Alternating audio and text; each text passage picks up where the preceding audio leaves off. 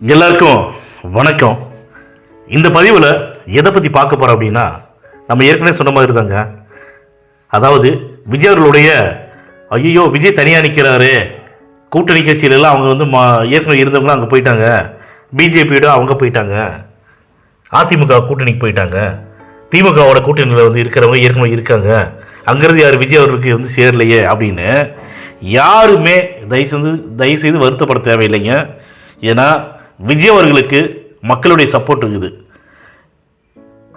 எம்ஜிஆர் அவர்கள் வந்து கட்சி ஆரம்பிக்கும் போது மக்கள் சக்தி, மக்கள் செல்வாக்கு எந்த அளவுக்கு வந்து எம்ஜிஆர் அவர்களுக்கு இருந்ததோ அதை விட விஜய் அவர்களுக்கு இப்போ 2026 மக்கள் சக்தி, இளைஞர்கள் சக்தி அப்படின்னு சொல்லிட்டு எக்கச்சக்கமான பேர் விஜய் அவர்களுக்கு ஓட்டு போட காத்துட்டு இருக்கிறாங்க. எப்படா சட்டமன்ற தேர்தல் வரும், விஜய் அவர்களுக்கு ஓட்டு போடணும்னு காத்துட்டு இருக்கிறாங்க.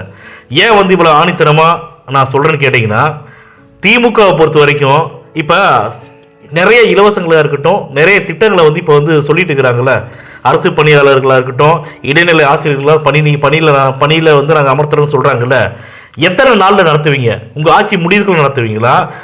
ஆட்சி முடிவுக்குள்ள வந்து பணியில் வந்து சேர்த்துக்குவீங்களா? இல்லை ஆட்சி முடிகிற ஓரத்தில் வந்து திரும்ப வந்து அடுத்த ஒன்று வந்து அறிவித்து பணியில் சேர்க்க போகிறீங்களா? சொல்லுங்கள். இந்த திமுக ஆளுங்கட்சி சொல்லக்கூடிய திட்டங்களாக இருக்கட்டும், அந்த திட்டத்தை வந்து நாங்கள் நிறைவேற்றணும்னு சொல்கிறது எல்லாமே எந்த நேரத்தில் தெரியுங்களா? தேர்தல் நேரத்தில் மட்டும்தான். தேர்தல் நேரம் நெருங்க மட்டும்தான் இவங்களுக்கு நம்ம என்னென்ன சொன்னோம் அப்படிங்கிறதே அவங்களுக்கு வந்து ஞாபகம் வரும். அது வரைக்கும் அவங்களுக்கு என்ன தேர்தலில் வந்து நம்ம என்ன வாக்குறுதியை கொடுத்தோன்னு ஞாபகம் வராது. தமிழக மக்கள் கூட அவங்களுடைய ஞாபகத்துக்கு வரவே மாட்டாங்க. நிச்சயமா ஒவ்வொரு தொகுதியிலும் பார்த்தீங்கன்னா, தொகுதியில் இருக்கக்கூடிய மக்கள்லாம் அவ்வளோ கஷ்டப்படுறாங்க. மக்களே ஒவ்வொரு தொகுதியிலும் சரி, எம்எல்ஏ வரதில்லை, எம்பி வரதில்லை, யாருமே இங்கே வரதில்லை, அந்த ஃபோட்டோ எடுக்க மட்டும் வராங்க.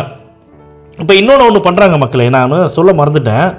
திமுக வந்து மகளிர் குழுன்னு வந்து லோன் கொடுக்குறாங்க இல்லையா, அவங்க எல்லாத்தையும் சேர்த்துக்கிட்டு கூட்டத்துக்கு அதாவது மாநாடாக இருக்கட்டும், இல்லை வந்து மக்கள் சந்திப்பு கூட்டமாக இருக்கட்டும், ஆட்களை திரட்டுறதுக்கு மட்டும்தான் மக்களே வந்து அதை பயன்படுத்துகிறாங்க. இதோட நல்லா வாட்ச் பண்ணி பாருங்க. திமுகவோட கட்சியை சார்ந்தவங்களுக்கு தான் லோன் கொடுக்கறதா இருக்கட்டும், எல்லாமே அவங்க பண்ணிட்டு இருக்கிறாங்க. திமுக சாராத லோன், அதை வந்து திமுக சேராத அவங்களுடைய யாராக இருக்கட்டும், அவங்களுக்கு வந்து லோன் தரதில்லை. இவங்களுடைய வேலை என்னன்னா, மகளிர் குழுன்னு ஒன்று ஆரம்பித்து மகளிர் குழு மூலமாக வந்து பெண்களை வந்து கூப்பிட்டு அவங்கள வந்து அவங்க கைக்குள்ள வச்சுக்கிட்டு அவங்களுக்கு லோன் கொடுத்து பண்ணுறத திமுக பண்ணிட்டு இருக்கிறாங்க. ஆனால் பொதுமக்கள், பாமர மக்கள், அப்பாவி மக்கள், திமுக சாராத மக்கள் வந்து யாருக்கும் அவங்க வந்து நல்லது பண்ணுறதில்ல, நல்லது அனுபவிக்கிறது இல்லை. அதனால 2026 தமிழ்நாட்டோட சிஎம் அப்படின்னா